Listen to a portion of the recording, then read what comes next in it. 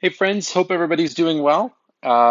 Today I wanted to just take a couple of moments and just walk through a few things in Mark chapter 1. This morning I talked about this story about this man who stood up and sort of challenged Jesus. Really, the scriptures record that the demons inside him challenged Jesus as he was teaching in the synagogue.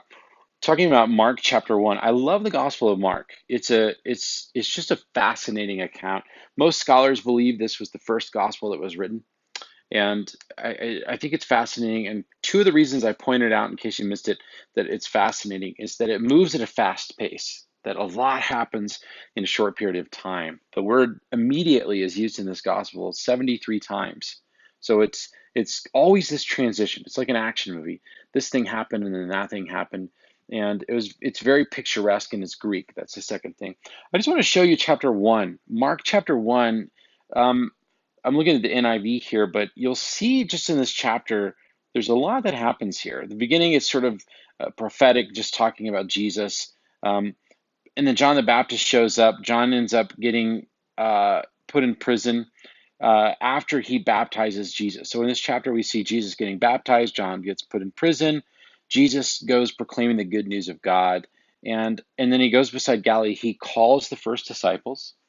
Then he goes to teach in the synagogue in Capernaum, and I'll come back to that in a second. But there's this whole story about what happened with this man that challenged him, and and then after that, they go on to the home of Simon and Andrew, and Simon, this is Simon Peter's mother-in-law, is in bed with a fever, and Jesus heals her, and then all kinds of people. The next scene is sort of that evening. People are coming to Jesus to be uh, healed and demons to be cast out. So there's a lot about demons in this chapter. So um, the whole town gathers at the door. Jesus healed them, etc.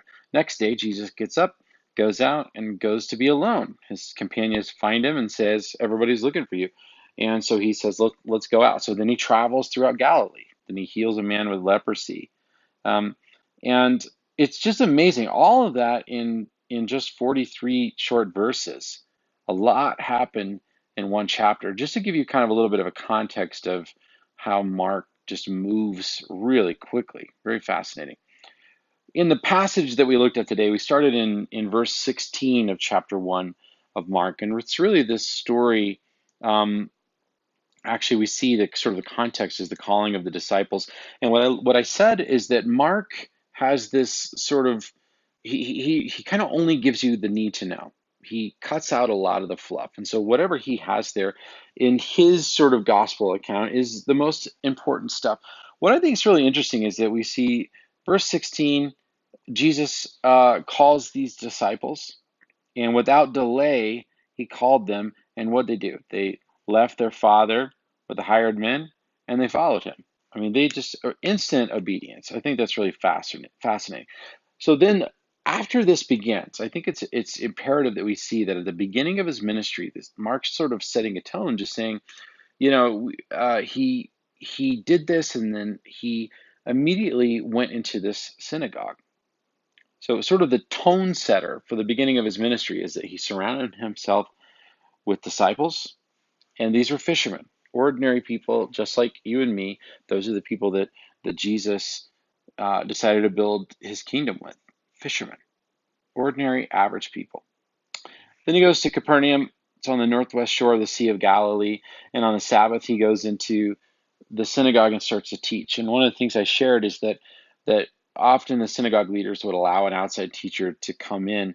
But what they typically did, notice this says in verse 22, the people were amazed at his teaching because he taught them as one who had authority.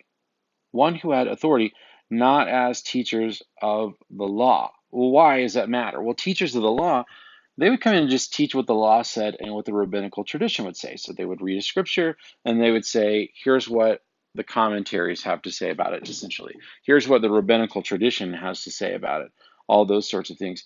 Jesus came and he taught them as one who had what? Authority. And so the people that were teachers of the law, they were claiming someone else's authority. They were saying the previous writer, the previous rabbis, the previous commentaries about the law would say this, and that's the authority they drew from. Jesus was teaching from his own authority. So he presents himself as this person who has authority. And then this man in their synagogue who was possessed by an impure spirit.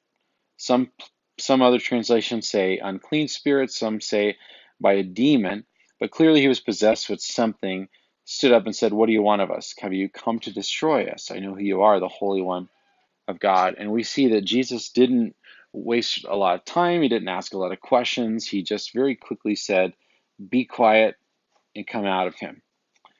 But I think one thing just to drill into, and I encourage you to dig into this, is right here. This verse 26 is really powerful. Jesus presents himself as being the authority, and the demons confront him. And Jesus had such compassion upon this man. He was not content to let this man sit in his brokenness, that he cast the demon out. And watch what happened. The impure spirit, what? Shook the man violently, not easily, came out of him with a shriek. And we talked about how that often in our journey toward wholeness, as Jesus looks beyond the thing that presents itself, whether it's the demon that's possessed us or a mindset that's possessed us or the pain or the sin or the shackles, the chains or whatever it is that's sort of overtaken us, Jesus looks beyond those things and calls them out of us, but often that can be painful for us. And I love the impure spirit shook this man violently and came out of him with a shriek. And the Greek is really picturesque about this to really indicate this word, that it tore him. Like it was violent, it wounded him as it did that. And there's a lot we can see about the journey toward wholeness is painful sometimes, and it can be difficult. And sometimes as we move toward wholeness, it doesn't mean that we necessarily even uh, lose the scars about it.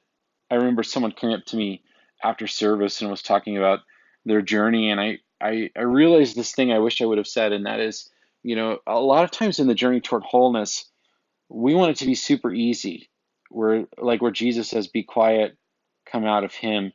But we have to remember that the impure spirit shook the man violently and came out of him with a shriek. It tore him. Often that's very painful.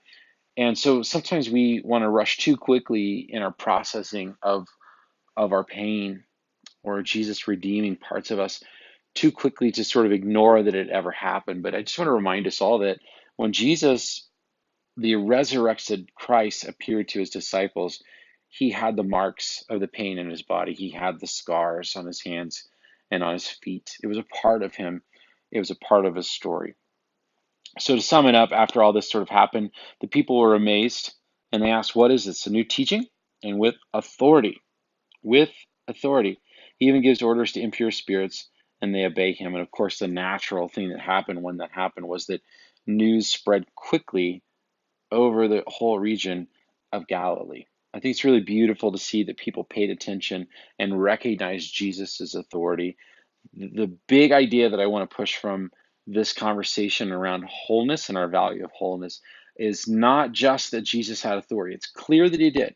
And it's clear that early in this gospel, it's showing us that he had authority. And after this, we could see a whole parade of him healing people and doing all these things because he had authority. But my contention is that he's doing that not just because he's powerful and not just because he has authority, but because his authority is rooted in love. And because it's in love, he's able to look beyond the surface of what this man was presenting and push him toward wholeness, or to cast out that thing so that the man would no longer be afflicted and would have opportunity to become a whole human being.